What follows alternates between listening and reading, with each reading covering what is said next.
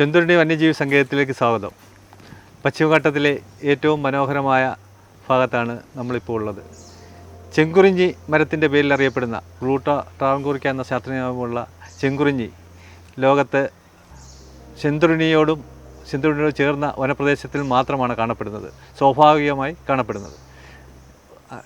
അതുകൂടാതെ ഒരുപാട് പ്രത്യേകതകളുള്ള ഒരു വനപ്രദേശമാണ് പശ്ചിമഘട്ടത്തിൻ്റെ അഷാംപൂ അഗസ്ത്യമല മേഖലയിൽപ്പെട്ട, പശ്ചിമഘട്ടത്തിൻ്റെ തെക്കൻ മേഖലയാണ്, പറയുന്ന പേരാണ് അഷാംപൂ ഹിൽസ് അല്ലെങ്കിൽ അഗസ്ത്യമല മേഖല എന്ന് പറയുന്നത്. അതിനകത്ത് ഏറ്റവും പ്രധാനപ്പെട്ട ഒരു വന്യജീവി സങ്കേതമാണ് ചെന്തുരുണി. ഇവിടെ നമ്മളിപ്പോൾ ഉള്ളത് ഇവിടുത്തെ ഒരു മിർച്ചിക്ക ചതുപ്പിലാണ്. മിർച്ചിക്ക സ്വാമ്പ് എന്ന് പറയുന്നത് വന്യജാതി ചതുപ്പ് അല്ലെങ്കിൽ കാട്ടുജാതി ചതുപ്പ് എന്ന് പറയുന്ന പ്രത്യേക എക്കോസിസ്റ്റമാണ്. ഇവിടുത്തെ മരങ്ങൾക്ക് ഈ ചതുപ്പിൽ വളരാനുള്ള ഒത്തിരി അഡാപ്റ്റേഷൻസ് ഉള്ള മരങ്ങളാണ് ഇവിടെ വളരുന്നത്. ബ്രിസ്റ്റിക്കേസിയെ എന്ന കുടുംബത്തിൽപ്പെട്ട സസ്യങ്ങളാണ് കൂടുതലും ഇവിടെ കാണപ്പെടുന്നത്. അതിന് നമ്മുടെ നാട്ടിൽ പുറത്ത് കാണുന്ന ജാതിക്കയുടെ ഫാമിലിയാണ് ഈ കാട്ടുജാതി. അതിൻ്റെ തന്നെ വൈൽഡ് വെറൈറ്റിയാണ് നമുക്ക് ഈ വൃശ്ചിക സാമ്പിൾ കാണാൻ കഴിയുന്നത്. 173 സ്ക്വയർ കിലോമീറ്റർ ഏരിയയാണ് ഈ ചെന്തുരുണി വന്യജീവി സങ്കേതമായിട്ട് നമ്മൾ സംരക്ഷിച്ചു വരുന്നത്. സ്വാഭാവികമായിട്ടും എല്ലാത്തരം ആവാസ വ്യവസ്ഥയും ഈ കാട്ടിലുണ്ട്. എല്ലാ ഇനം കാടുകളും പിന്നെ നമ്മുടെ കേരളത്തിലെ വനങ്ങളിൽ കാണപ്പെടുന്ന എല്ലാ മൃഗങ്ങളും ഈ വന്യജീവി സങ്കേതത്തിൽ കാണപ്പെടുന്നുണ്ട്. നേരത്തെ സൂചിപ്പിച്ചതുപോലെ മനുഷ്യ വന്യജീവി സംഘർഷം താരതമ്യേന കുറവുള്ളൊരു പ്രദേശമാണ്. അപ്പോൾ ഈ വനത്തിൽ ഈ വന്യജീവികൾക്കെല്ലാം സുഭിക്ഷമായിട്ട് ജീവിക്കാനും സുരക്ഷിതമായിട്ട് ജീവിക്കാനുള്ളൊരു സാഹചര്യമാണ് നിലവിലുള്ളത്. അപ്പോൾ അതിന് യഥേഷ്ടം ഭക്ഷണവും വെള്ളവും ലഭ്യമാകുന്നുണ്ട്. അതുകൊണ്ട് തന്നെ അത് പുറത്തേക്ക് ഇറങ്ങാനുള്ള സാധ്യത വളരെ കുറവാണ്. നല്ല ആരോഗ്യമുള്ള കാടുകളാണ് ഈ പ്രദേശത്തുള്ളത്. പിന്നെ നമ്മുടെ ഇവിടുത്തെ ജനവാസ മേഖലകളെല്ലാം സോളാർ ഫെൻസിങ്ങൊക്കെ ഇട്ട് സുരക്ഷിതമായിട്ട് പരിപാലിച്ച് വരുന്നുണ്ട്. അപ്പോൾ അതുകൊണ്ട് തന്നെ അത് കാര്യക്ഷമമായി പ്രവർത്തിക്കുന്നതുകൊണ്ട് തന്നെ വന്യജീവികൾ ജനവാസ മേഖലകളിൽ ഇറങ്ങാനുള്ള സാധ്യതയില്ല. അതുപോലെ തന്നെ ജനങ്ങളും വനത്തിനകത്തേക്ക് കയറി വന്യജീവികളുടെ ആവാസ വ്യവസ്ഥയെ ശല്യപ്പെടുത്തുന്നില്ല. അപ്പോൾ നമ്മൾ ഇവിടുത്തെ പ്രാദേശികമായ ജനവിഭാഗങ്ങളെയൊക്കെ ഉൾപ്പെടുത്തിക്കൊണ്ട് എക്കോ ഡെവലപ്മെൻറ്റ് കമ്മിറ്റികൾ എന്ന പേരിൽ 8 എക്കോ ഡെവലപ്മെൻറ്റ് കമ്മിറ്റികൾ പ്രവർത്തിക്കുന്നുണ്ട്. അവർ വനത്തെ സംരക്ഷിച്ച് വരുന്നതിനും പരിപാലിക്കുന്നതിനുമാണ് വനം വകുപ്പിനെ സഹായിച്ചുകൊണ്ടിരിക്കുന്നത്. പ്രത്യുപകാരമായിട്ട് ഇവിടുത്തെ സംരക്ഷണ പ്രവർത്തനങ്ങൾ, പ്രത്യേകിച്ച് കാട്ടുതീ പ്രതിരോധ പ്രവർത്തനങ്ങളെയൊക്കെ ചുമതല ഈ എക്കോ ഡെവലപ്മെൻറ്റ് കമ്മിറ്റികളെയാണ് ഏൽപ്പിച്ചിരിക്കുന്നത്. അതുകൂടാതെ നമ്മളെ ഇവിടെ എക്കോ ടൂറിസം പരിപാടികൾ നടത്തുന്നുണ്ട്. അപ്പം പ്രാദേശികമായുള്ള ഈ എക്കോ ഡെവലപ്മെൻറ്റ് കമ്മിറ്റികളിൽ നിന്നുള്ള അംഗങ്ങളെയാണ് എക്കോ ടൂറിസം പ്രവർത്തനത്തിനായിട്ട് പൂർണ്ണമായും വിനിയോഗിക്കുന്നത്. അപ്പോൾ അവർക്ക് അതുകൊണ്ട് തന്നെ അത്യാവശ്യം വരുമാന മാർഗം കിട്ടുന്നുണ്ട്. അവരുടെ ജീവിത നിലവാരം ഉയരുകയും ചെയ്തിട്ടുണ്ട്. അതുകൊണ്ട് അവർ കാടിനെ ആശ്രയിക്കാനോ കാടിനെ നശിപ്പിക്കാനോ വന്യജീവികളെ ഉപദ്രവിക്കാനോ അല്ലെങ്കിൽ വന്യജീവികളുടെ ആവാസ വ്യവസ്ഥയിൽ അനധികൃതമായി കയറിപ്പോവുകയോ ചെയ്യുന്നില്ല എന്നുള്ളതാണ് ഒരു പ്രത്യേകത. ഉൾക്കാടുകളിലേക്ക് നിങ്ങൾ ക്യാമ്പ് ചെയ്യാൻ പോകുമ്പം നിങ്ങൾ അത് എങ്ങനെയാണ് നിങ്ങളെ ക്യാമ്പിങ്ങിൻ്റെ കാര്യങ്ങൾ അല്ലെങ്കിൽ ഈ വനസംരക്ഷണത്തെ ബന്ധപ്പെട്ട് നിങ്ങൾ എങ്ങനെയാണ് ഈ കാട് മൊത്തം സംരക്ഷിക്കുന്നത്? ക്യാമ്പിങ്ങിലൊക്കെ വളരെ ആക്റ്റീവായിട്ടുള്ള ആൾക്കാരാണ്. ക്യാമ്പിങ്ങിൽ പോകാറുണ്ട്. അത് മാത്രമല്ല സാർ, ഈ 3 സെക്ഷനിലും വരുന്ന പരാമ്പുലേഷൻ ഇവിടെ കണ്ടക്ട് ചെയ്യുന്നുണ്ട്. ഇപ്പോൾ ഞങ്ങൾ തന്നെ 3 പരാമ്പുലേഷനിൽ അറ്റൻഡ് ചെയ്തിട്ടുണ്ട്. 3 സെക്ഷനും കവർ ചെയ്തിട്ട് പോയിട്ടുണ്ട്. 4 ദിവസമൊക്കെ നീണ്ടു നിൽക്കുന്ന ക്യാമ്പിങ് ഞങ്ങൾ പോയിട്ടുണ്ട് പൂർണ്ണമായിട്ടും. അത് നമ്മുടെ സെക്ഷൻ മാത്രമല്ല, ഈ 3 സെക്ഷൻ്റെ ഏരിയ ഞങ്ങൾ കവർ ചെയ്തിട്ടുണ്ട്. അപ്പോൾ നിങ്ങളുടെ ജോലിയായിട്ട് ബന്ധപ്പെട്ട് വളരെ ഒരു ഫ്രണ്ട്ലി അറ്റ്മോസ്ഫിയർ തന്നെയല്ലേ ഇവിടെയൊക്കെ? ആണ് സാർ. നിങ്ങളിപ്പോൾ വനംവകുപ്പിൻ്റെ ഭാഗമായിട്ട് 8 വർഷമായല്ലോ അല്ലേ? അപ്പോൾ ഇതിലോട്ട് വരാൻ നിൽക്കുന്ന ഇപ്പോൾ ഒരുപാട് ക്വാളിഫൈഡ് ആയിട്ടുള്ള ആളുകളും വനംവകുപ്പ് തിരഞ്ഞെടുക്കുന്നുണ്ട്. അപ്പോൾ ഇതിലോട്ട് വരാൻ നിൽക്കുന്ന സ്ത്രീകളോട് എന്താണ് നിങ്ങൾ പറയാനുള്ളത്? നമ്മൾ തീർച്ചയായും അവരോട് വരാൻ തന്നെ പറഞ്ഞിട്ടുള്ളൂ. എൻ്റെ കസിൻസിനോടും ഞാൻ എല്ലാവരോടും അപ്ലൈ ചെയ്യാനേ പറഞ്ഞിട്ടുള്ളൂ. അല്ലാതെ നമുക്ക് ഇതിൻ്റെ അകത്ത് യാതൊരുവിധ ബുദ്ധിമുട്ടുകളും ഈ ഫീൽഡിൽ വന്നിട്ട് ഞങ്ങൾക്ക് ആർക്കും തന്നെ ഉണ്ടായിട്ടില്ല. എല്ലാവരോടും ഇങ്ങോട്ട് അപ്ലൈ ചെയ്യാനേ പറഞ്ഞിട്ടുള്ളൂ. യൂണിഫോം ഇട്ട് ജോലി ചെയ്യുന്നതും യൂണിഫോം ഇല്ലാത്ത ജോലികളും ഉണ്ടല്ലോ ഒരുപാട്.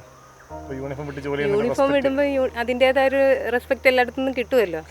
അത് കിട്ടുന്നുണ്ട് നമുക്ക്, കുഴപ്പമില്ല.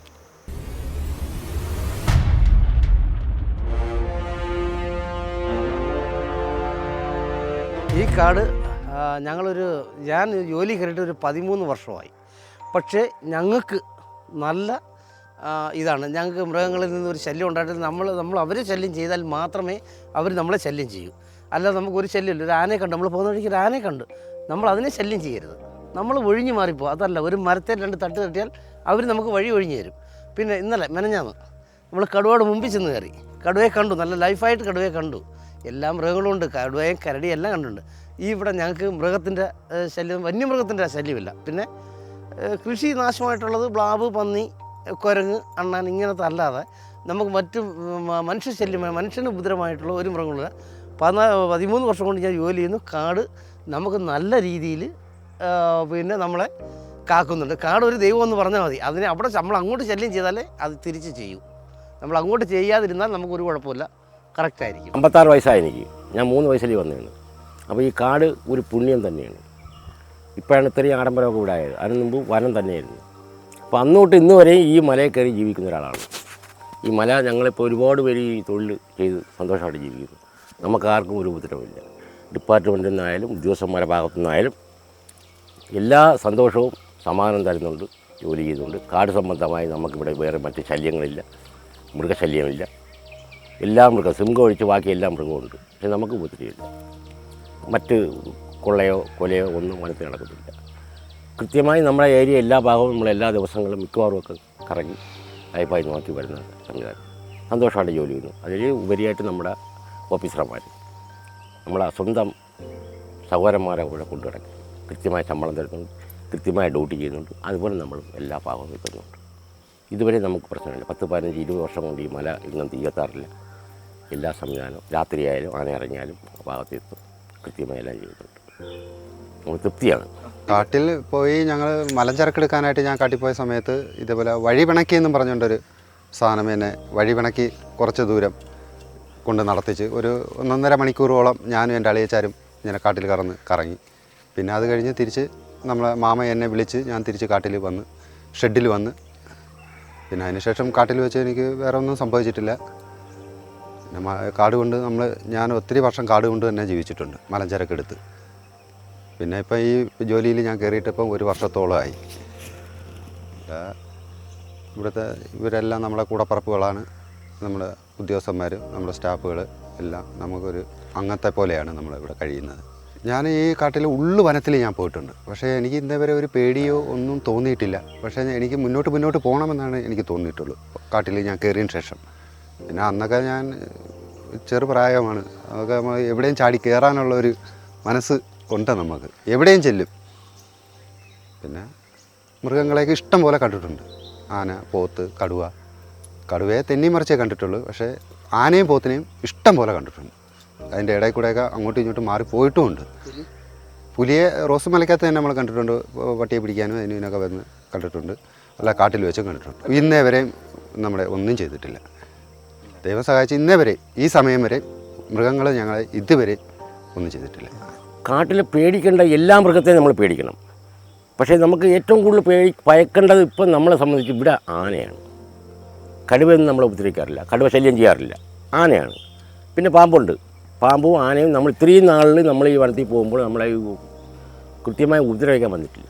നമ്മൾ ഏറ്റവും കൂടുതൽ ഭയക്കേണ്ടത് ആനയാണ്. കാരണം 5 ആനയുണ്ടെങ്കിൽ അതിൽ ഒരുത്തൻ പ്രശ്നക്കാരനാണ്. ഒരു ആന കാണും, ഏത് കൂട്ടത്തിലും ഒരു ആന കാണും. അത് നമ്മളെ തിരിഞ്ഞ് അറ്റാക്ക് ചെയ്യും. പക്ഷേ അത് നമ്മൾ 100% നമ്മൾ അവരെ കാണുമ്പോൾ നമ്മൾ അവരെ അറിയാതെ അപ്പുറം ക്രോസ് ചെയ്ത് പോയി കഴിഞ്ഞാൽ നമുക്ക് വിഷയമില്ല. കാരണം നമ്മൾ സിറ്റിയിലെല്ലാം അറിയാം ആളെ കൂടെ പറ്റിയിട്ട് ആന കൊല്ലുന്നു. പക്ഷേ ഇവിടെ എങ്ങനെ ഉണ്ടായിട്ടില്ല. കാരണം ഇവിടെ ഉണ്ടാകത്തെന്ന് പറഞ്ഞാൽ നമ്മൾ ഒരു മൃഗത്തെയും അറിയിക്കാതെ നമ്മൾ കടന്നു പോകും, ഉപദ്രവിക്കാറില്ല. അതുകൊണ്ട് നമ്മളെ കണ്ടാൽ അവർ നമുക്ക് തിരിച്ചു ഉപദ്രവമില്ല. ഇത്രയും വർഷങ്ങളായി, ഞാൻ പറഞ്ഞില്ല 53 വർഷമായി ഇവിടെ വന്നിട്ട്. ഒരിക്കലും നമ്മൾ വിശ്വസിക്കുന്ന ദൈവങ്ങൾ, അതായത് കാടെന്ന് പറഞ്ഞാൽ പുണ്യം, ഞാൻ പറഞ്ഞില്ലേ കാട് പുണ്യമാണ്, കാട് ദൈവമാണ്. കാട് ചതിക്കില്ല, മല ചതിക്കില്ല. പക്ഷേ ചതിക്കും. നമ്മൾ അവിടെ ഇറങ്ങിയിട്ട് നമ്മളല്ലാതെ രീതിയിൽ പോയി കഴിഞ്ഞാൽ നമ്മൾ ചതിക്കും. നമ്മൾ മലയിലാണ് പോകണം, മല ദൈവങ്ങളാണ്. അതൊരു പുണ്യമായിട്ട് കാണണം കാടിനെ. നമ്മൾ പോയിട്ട് കാടിനെ പുണ്യമായി തന്നെ കാണണം. മലയാണ്, മല ദൈവങ്ങളാണ്. അതിനകത്ത് ഒരുപാട് പഴയ കാലങ്ങളിൽ അറിയാമല്ലോ, മലയിൽ ജീവിച്ച ഒരുപാട് ആൾക്കാരുണ്ട്.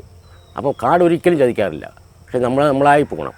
ഇപ്പം പിന്നെ വനം വകുപ്പിലെ ജീവനക്കാർ നേരിടുന്ന ഏറ്റവും വലിയ പ്രശ്നം എന്നല്ലെങ്കിൽ ഒരു പ്രോബ്ലം എന്നുള്ളതാണ് വന്യജീവി സംഘർഷം എന്നുള്ളത്. അത് ഏറ്റവും കുറവ് അനുഭവപ്പെടുന്ന ഒരു മേഖലയാണ് നമ്മുടെ ചെന്തുരുണി വനമേഖല എന്ന് പറഞ്ഞു കഴിഞ്ഞാൽ. ഏറ്റവും കുറച്ച് വന്യജീവി സംഘർഷമുള്ളൊരു മേഖലയാണ്.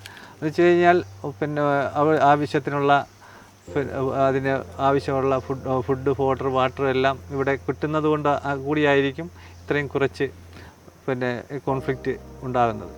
കൂടാതെ ഇവിടുത്തെ ജനങ്ങളായാലും വനത്തിനെ ഒരുപാട് ആശ്രയിച്ച് ജീവിക്കുന്നവരല്ല. അന്നേരം വനത്തിലുള്ള ഡിസ്റ്റർബൻസും കുറവാണ്, അതും ഒരു കാരണമാകാം.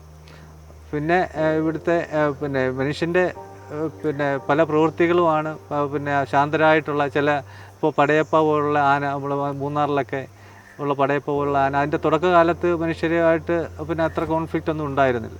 പിന്നെ അതിനെ ഉപദ്രവിക്കാൻ തുടങ്ങിയ ഒരു ഘട്ടത്തിലാണ് അത് തിരിച്ച് മനുഷ്യരെ ആക്രമിക്കാനൊക്കെയുള്ളൊരു പ്രവണത ഉണ്ടായതും പിന്നെ അത് നിരന്തരമായിട്ടുള്ള കോൺഫ്ലിക്റ്റിലൊക്കെ ഇടപെടുന്ന ഒരു സാഹചര്യമൊക്കെ ഉണ്ടാകും. അന്നേരം ഇവിടുത്തെ ജനങ്ങളും ഇവിടുത്തെ വനങ്ങളും എല്ലാം അതിന് അനുയോജ്യമായിട്ടുള്ളൊരു സ്ഥലമായതുകൊണ്ട് ഇവിടെ ഏറ്റവും കുറച്ച് അതുകൊണ്ടൊക്കെ നമ്മുടെ റെക്കോർഡ്സ് എടുത്താലും ഇവിടെ അടുത്ത കാലത്തൊന്നും വന്യജീവി സംഘർഷമായിട്ട് ബന്ധപ്പെട്ട് ജീവനൊന്നും നഷ്ടപ്പെട്ടിട്ടില്ല. പിന്നെ ക്രോപ്പ് ബ്രീഡിംഗ് ആയാലും കൃഷിനാശം കൊണ്ടും നമ്മൾ ഒരുപാട് കോമ്പൻസേഷനൊന്നും ഒരുപാട് നഷ്ടപരിഹാരമൊന്നും കൊടുക്കേണ്ട ഒരു അവസ്ഥ ഉണ്ടായിട്ടില്ല. അതൊക്കെ ഇവിടുത്തെ ഏറ്റവും കോൺഫ്ലിക്റ്റ് കുറഞ്ഞു നിൽക്കുന്ന നമുക്ക് കാണിക്കുന്ന സൂചകങ്ങളാണ്. സാറ് പറഞ്ഞ പ്രധാന പോയിന്റുകൾ എന്ന് വെച്ചാൽ ഈ ഒരു ചെന്തുരുണി വന്യജീവി സങ്കേതം ഉള്ളതുകൊണ്ട് ഇത് നിലനിൽക്കുന്നുണ്ട്. ഒരുപാട് ആളുകളുടെ വരുമാനം, ഒരുപാട് ആളുകളുടെ ഉപജീവന മാർഗവും നമ്മൾ ഈ ചെന്തുരുണി വന്യജീവി സങ്കേതമാണ്. ഇതുപോലത്തുള്ള ഇതിനെ സംരക്ഷിക്കുന്നത് മൂലം തന്നെ ധാരാളം ആളുകൾ ഇവിടെ ജോലി ചെയ്യുന്നുണ്ട്. ജോലി ചെയ്യുന്നു ഇതിനെ നശിപ്പിക്കുകയാണെങ്കിൽ, അതിൻ്റെ അവസ്ഥ നശിപ്പിക്കുകയാണെങ്കിൽ തന്നെ അത് നശിച്ചു പോവുകയാണ് ചെയ്തത്. അതുമാത്രമല്ല, തെന്മലയിലാണ് ഈ ചെന്തുരുണി വന്യജീവി സങ്കേതം. സത്യത്തിൽ ഒരു മരത്തിൻ്റെ പേരിലറിയപ്പെടുന്ന ലോകത്തിലെ ഏക വന്യജീവി സങ്കേതവും ഇത് തന്നെയാണ്. ചെന്തുരുണി എന്നൊരു സ്ഥലമല്ല, ഒരു മരമാണ്. ആ മരത്തിൻ്റെ പേരിലറിയപ്പെടുന്ന ഒരു വന്യജീവി സങ്കേതമാണിത്. അപ്പം ഇവിടുത്തെ ടൂറിസം ആക്ടിവിറ്റികളൊക്കെ വളരെ നന്നായിട്ട് പോകുന്നുണ്ട്. ഒരുപാട് പാക്കേജുകളൊക്കെ ഇതിനകത്തുണ്ട്. ഒരുപാട് ആളുകൾക്ക് ഇത് വന്ന് വിസിറ്റ് ചെയ്യാൻ, കാണാൻ പറ്റും, എക്സ്പ്ലോർ ചെയ്യാം. ഒരു കാര്യം അത് ശ്രദ്ധിച്ചാൽ മതി, നമ്മൾ ഇതിനെ സംരക്ഷിക്കുക, വരുന്ന ആൾക്കാർ ഇതിനെ സ്നേഹിക്കുക. വനസംരക്ഷണ പ്രവർത്തനങ്ങളിൽ നേരിട്ടിടപെടുന്ന വനപാലകർക്ക് പബ്ലിക്കിൽ നിന്ന് വളരെയേറെ വിമർശനങ്ങൾ അനുഭവപ്പെടുന്ന ഒരു കാലഘട്ടമാണ്. ഇപ്പോൾ പരിസ്ഥിതി രംഗത്ത് പ്രവർത്തിക്കുന്നവർക്ക് വളരെ വിമർശനങ്ങളും സമൂഹത്തിൽ ഒറ്റപ്പെടലുകളൊക്കെ നേരിടുന്നുണ്ട്. കൂടുതലും അതിന് കാരണമായിട്ട് ഇപ്പോൾ വന്നിരിക്കുന്നത് ഈ വന്യജീവി സംഘർഷവുമായിട്ട് ബന്ധപ്പെട്ടുള്ള വിഷയങ്ങളാണ്. പിന്നെ ഒത്തിരി സോഷ്യൽ മീഡിയ ഇൻഫ്ലുവൻസേഴ്സ് വന്നിട്ട് ഒത്തിരി തെറ്റായ വിവരങ്ങൾ പ്രചരിപ്പിക്കുന്ന വഴി ഒത്തിരി വനത്തിന് ഹാനികരമായിട്ടുള്ള പ്രവണതകൾ പല ഭാഗത്തു നിന്നും ഉടലെടുക്കുന്നുണ്ട്.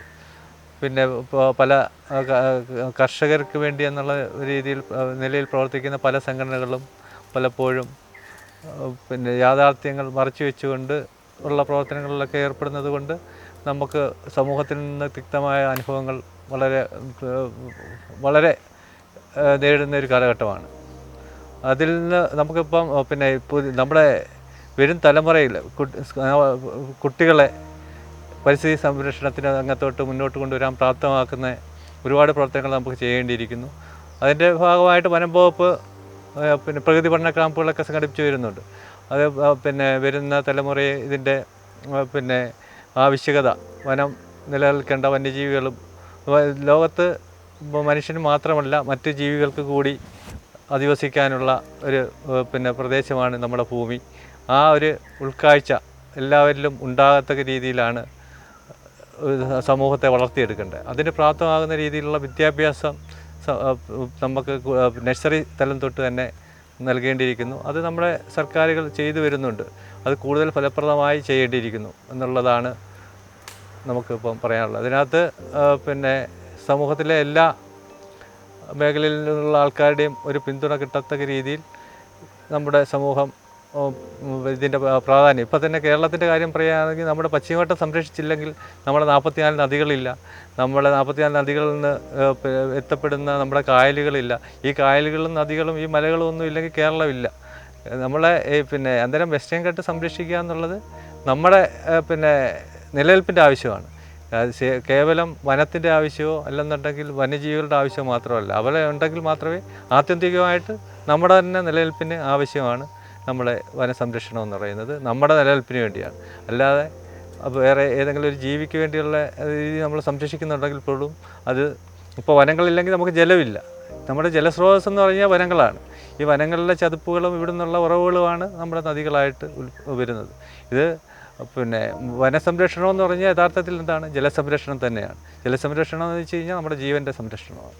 അത് മനസ്സിലാക്കാൻ വേണ്ടി നമ്മുടെ സമൂഹം ഉണർന്ന് പ്രവർത്തിക്കുക. അത് നമുക്ക് പിന്നെ സുഗതകുമാരിക്കൊക്കെ ശേഷം പരിസ്ഥിതി രംഗത്ത് അറിയപ്പെടുന്ന വലിയ ആൾക്കാരൊക്കെ പിന്നെ സമൂഹത്തിൽ മൊത്തം സ്വാധീനം ചെലുത്താൻ പറ്റുന്ന വ്യക്തികളുടെയൊക്കെ ഒരു കുറവുണ്ട്.